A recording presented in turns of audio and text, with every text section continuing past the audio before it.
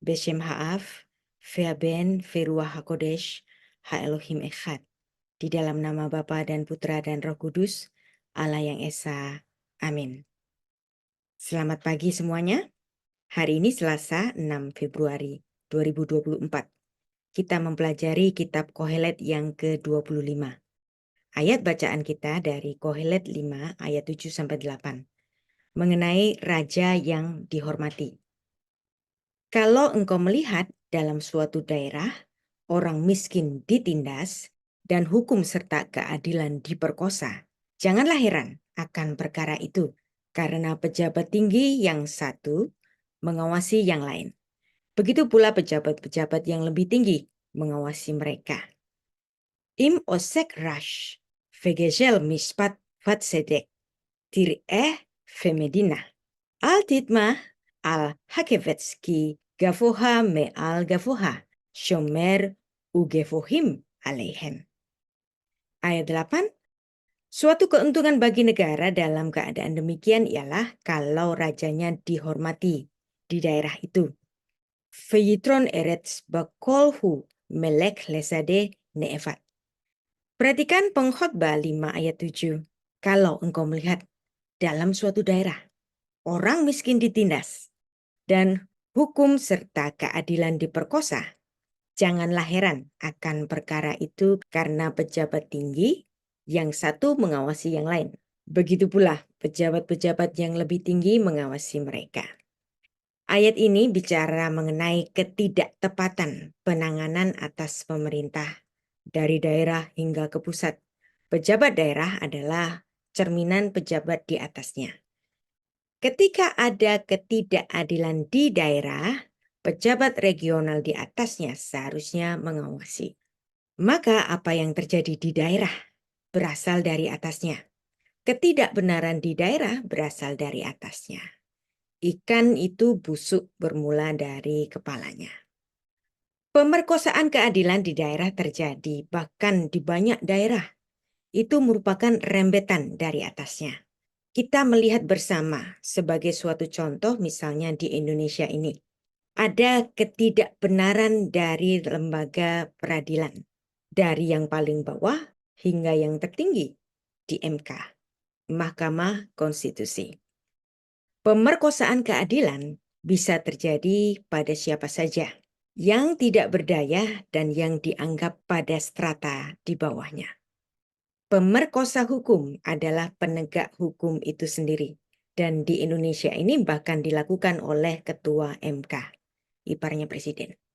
Dan dia sudah mendapat ganjaran hukuman, dipecat dari kursi Ketua MK dalam suatu sidang resmi kenegaraan pada Selasa, tanggal 7 November 2023, sidang Majelis Kehormatan Mahkamah Konstitusi MK-MK yang diketuai oleh Bapak Jimli Asidiki. Jadi ini bukan hoax, ini bukan fitnah, ini bukan ujaran kebencian. Ini adalah fakta hukum dan ini adalah skandal besar dalam sejarah hitam bangsa Indonesia. Tidak ada firman Tuhan dan ajaran Alkitab yang dapat merasionalisasikan dan membenarkan kejahatan di Mahkamah Konstitusi itu yang sudah menjadi fakta sejarah. Jadi pakailah hati nurani Anda untuk menilai ini. Tapi sayangnya, keputusan si hakim culas itu masih berlaku dan melahirkan anak haram konstitusi dalam tanpa rasa ketidakbersalahan mereka. Saya bertanya, di mana hati nuranimu untuk dapat menilai ini dengan adil dalam kebenaran firman Tuhan? Terhadap pemerkosaan hukum yang terjadi di Indonesia, ada firman Tuhan yang berkenaan dengan hal itu. Dituliskan dalam Amos 5 ayat 7-13. Kita baca. Hai kamu yang mengubah keadilan menjadi ipuh. Ipuh adalah getar pahit beracun. Dan yang mengempaskan kebenaran ke tanah. Dia yang telah membuat bintang Kartika dan bintang Belanti, yang mengubah kekelaman menjadi pagi dan yang membuat siang gelap seperti malam. Dia yang memanggil air laut dan yang mencurahkannya ke atas permukaan bumi. Tuhan itulah namanya. Dia yang menimpakan kebinasaan atas yang kuat, sehingga kebinasaan datang atas tempat yang berkubu. Mereka benci kepada yang memberi teguran di pintu gerbang, dan mereka keji kepada yang berkata dengan tulus ikhlas. Sebab itu karena kamu menginjak-injak orang yang lemah dan mengambil pajak gandum daripadanya, sekalipun kamu mendirikan rumah-rumah di atas batu pahat, kamu tidak akan mendiaminya. Sekalipun kamu telah membuat kebun anggur yang indah, kamu tidak akan minum anggurnya. Sebab aku tahu bahwa perbuatanmu yang jahat banyak dan dosamu berjumlah besar. Hai kamu yang menjadikan orang benar terjepit dan menerima uang suap dan yang mengesampingkan orang miskin di pintu gerbang. Sebab itu, orang yang berakal budi akan berdiam diri pada waktu itu, karena waktu itu adalah waktu yang jahat. Pemilu kita 2024 tercoreng dengan skandal pemerkosaan hukum oleh keluarga penguasa. Dan dunia luar mengecam demokrasi di Indonesia. Hal yang sama pun terjadi pada Israel yang ada di utara. Di sini Amos melihat ada keadilan yang diperkosa. Banyak ketidakadilan sosial yang terjadi dalam kehidupan mereka. Orang kaya menjadi semakin kaya, orang miskin sangat susah hidupnya. Orang miskin terbelit hutang dan tidak mampu membayarnya, belum lagi pajak yang sangat besar dibebankan kepada mereka. Sehingga orang miskin pada saat itu banyak yang menjadi budak untuk orang kaya. Secara garis besar, hidup mereka begitu menderita karena tekanan yang terus-menerus dilakukan oleh orang-orang kaya di negeri itu. Para hakim dan tua-tua pun yang seharusnya menegakkan keadilan tapi malah melakukan ketidakadilan karena mereka menerima suap dari para orang kaya karena mereka mendukung penguasa dengan cara yang tidak benar. Amos yang melihat ketidakadilan itu memulai protesnya kepada mereka yang menurutnya telah memperkosa hukum. Demikianlah keadilan di Israel telah diperkosa. Amos menuntut adanya keadilan yang harus tetap dinyatakan dengan berani seperti yang terdapat pada Amos pasal 5 ayat 7 dan 13 yang sudah kita baca tadi. Di mana dalam ayat-ayat itu tercatat ketidakadilan yang terjadi pada bangsa Israel yang ada di utara juga terjadi pada kehidupan di masa kini. Ada begitu banyak ketidakadilan yang terjadi sehingga membuat orang-orang lemah yang tidak mempunyai uang ataupun jabatan menjadi korban ketidakadilan. Amos bukan bagian dari penguasa. Dia nggak populer, tapi Amos adalah pejuang. Perlawanan Amos terhadap ketidakadilan disampaikan dengan begitu berani. Apa yang membuat Amos sangat berani untuk menyampaikan perilaku yang tidak adil yang dilakukan oleh para petinggi negara, orang-orang kaya, dan penguasa di negeri itu? Padahal situasi saat itu sangat memungkinkan bagi orang-orang kaya untuk memberikan uang tutup mulut kepada Amos. Juga tekanan hukum kepadanya. Jika keadaan ini dilihat dengan menggunakan cara pandang yang normal, maka dua faktor yang membuat Amos berani dalam melawan pemerkosaan hukum dan keadilan. Yang pertama, Amos memiliki sikap yang berani. Yang kedua adalah rasa empati. Bela rasa yang tidak mau tinggal diam ketika melihat kejahatan berjamaah dilakukan oleh penguasa. Amos bukan hanya berempati terhadap orang-orang lemah yang ditindas, dan dia berdiri membela kebenaran dan ingin menegakkan keadilan yang telah menjadi bengkok. Sehingga dia mengambil suatu tindakan yang berani dan secara terang-terangan untuk melawan ketidakadilan. Secara terang-terangan, Amos mengatakan bahwa penguasa negeri itu adalah orang-orang yang tidak melakukan keadilan dan kebenaran. Perhatikan Amos 5 ayat 7. Para penguasa itu tidak suka akan teguran dan para penguasa itu berbuat keji terhadap orang yang berkata tulus dan ikhlas. Perhatikan Amos 5 ayat 10. Para penguasa itu menginjak-injak orang lemah dan mengambil pajak gandum yang berlebihan. Perhatikan Amos 5 ayat 11. Mereka menjadikan orang yang benar menjadi terjepit. Mereka memberi suap dan mengesampingkan orang miskin.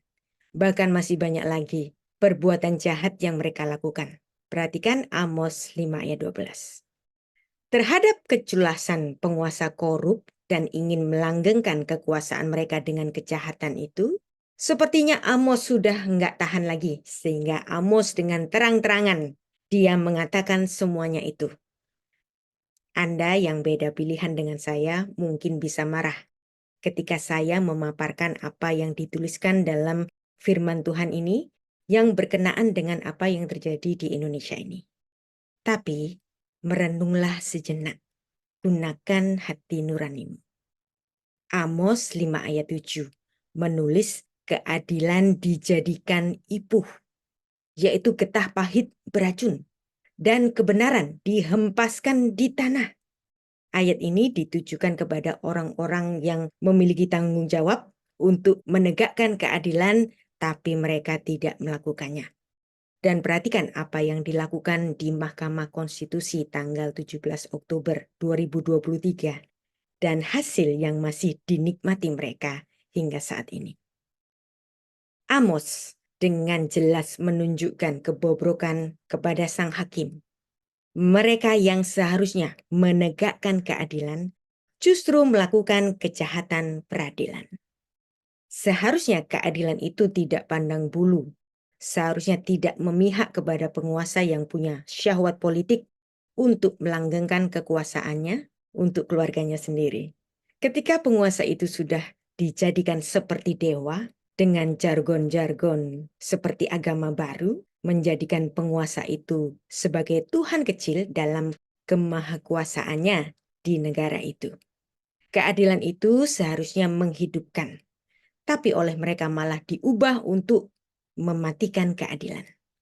Oleh karena itu, Amos muncul dengan protesnya yang sangat keras terhadap buruknya keadilan sosial di Israel.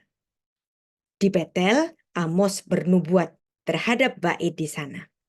Sehingga Amos si orang benar ini, dia ditolak oleh imam besar dan dibuang keluar Israel. Nanti Anda baca selengkapnya pada Amos pasal 7.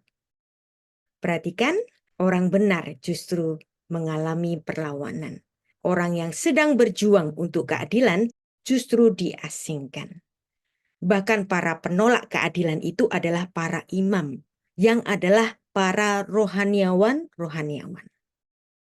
Kalau hari ini ada banyak hamba Tuhan menyimpang, pendeta-pendeta yang mendukung ketidakbenaran itu bukan sesuatu yang baru. Dulu pun juga begitu. Ditulis dalam Alkitab kita, bukan? Amos, si orang benar, menjadi korban dari para imam yang seharusnya berpihak kepada kebenaran. Perhatikan, jika orang benar dibungkam, maka Allah sendiri yang akan menjalankan hukuman terhadap orang-orang lalim itu. Tuhan memiliki kuasa untuk mendatangkan kebinasaan atas yang kuat. Kita baca Lukas 1 ayat 51 sampai 52. Ia memperlihatkan kuasanya dengan perbuatan tangannya, dengan mencerai-beraikan orang-orang yang congkak hatinya. Ia menurunkan orang-orang yang berkuasa dari tahtanya dan meninggikan orang-orang yang lemah. Mengapa Tuhan akan mendatangkan kebinasaan atas yang kuat? Apakah salah untuk menjadi kuat dalam arti memiliki kuasa atau jabatan yang tinggi? Lukas 1 ayat 51 dan 52 ini dituliskan untuk orang-orang yang memiliki kuasa dan jabatan tapi tidak melakukannya dengan kebenaran dan keadilan. Jika orang-orang kuat bersikap mentang-mentang, sudah tidak mau menolong orang-orang yang lemah, bahkan sudah membuat suatu kubu untuk menindas orang-orang lemah, maka kebinasaan akan terjadi ke atas mereka. Sehingga pilihlah pemimpin yang memiliki rekam jejak yang bersih, yang bukan pelanggar hukum, dan pemerkosa keadilan. Seperti yang dituliskan oleh Sang Kohelet dalam Pengkhotbah 5 ayat 8. Suatu keuntungan bagi negara dalam keadaan demikian ialah kalau rajanya dihormati di daerah itu. Vejitron eretz bakolhu melech lesade neefat. Memiliki hubungan baik dengan Tuhan bukan berarti kita akan selalu dalam keadaan tanpa pertanyaan-pertanyaan tentang kehidupan. Bukan berarti pula Anda akan memiliki semua jawaban untuk pertanyaan-pertanyaan. Jika Anda melihat seorang menindas orang miskin atau orang yang lemah, namun tetap berhasil mencapai kesuksesan finansial dan kekuasaan, jangan biarkan hal itu mendorong Anda untuk mempertanyakan Tuhan. Begitu banyak orang bertanya, saya rajin ibadah dan terus-menerus berjuang untuk hidup kudus. Tapi teman saya yang hidupnya sembarangan memiliki penghasilan yang lebih besar dengan mudah.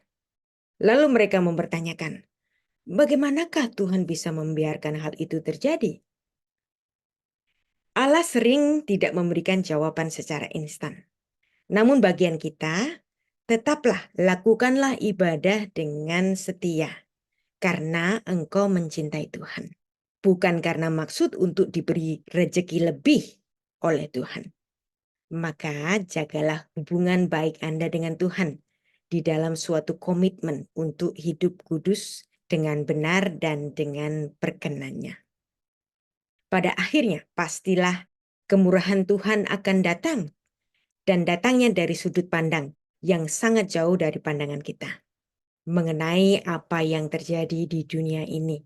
Dan memiliki banyak sekali kekhawatiran-kekhawatiran untuk diatasi dalam setiap situasi. Tuhan mungkin mempunyai alasan yang lain untuk membuat orang yang sukses dan yang lebih makmur. Jadi nggak usah iri hati dengan kesuksesan orang lain. Tanggung jawab kita adalah terus-menerus melakukan apa yang benar sesuai firman dan ajarannya. Mari menyadari bersama bahwa perspektif kita sering terbatas. Dan masih banyak hal yang tidak kita ketahui. Mari kita doakan untuk pemilu damai dan terpilih pemimpin 5 tahun ke depan. Untuk menjadi pemimpin kita yang dihormati karena kebaikan budinya dan cita-cita luhurnya untuk membangun Indonesia lebih baik. Dengan tetap berdasarkan kebinekaan Undang-Undang Dasar 45 dan Pancasila. Kita doakan akan terpilih pula wakil-wakil rakyat yang akan duduk di DPRD dan DPR Pusat yang terus-menerus menyuarakan kebenaran dan mengedepankan hati nurani rakyat. 14 Februari, jangan ada yang golput, suarakan hak pilih Anda untuk memilih pemimpin kita 5 tahun ke depan. Tuhan Yesus memberkati. Beshem Ha'af, Vehaben, Veruah HaKodesh, Ha-Elohim Echad. Di dalam nama Bapa dan Putra dan Roh Kudus, Allah yang Esa. Amin.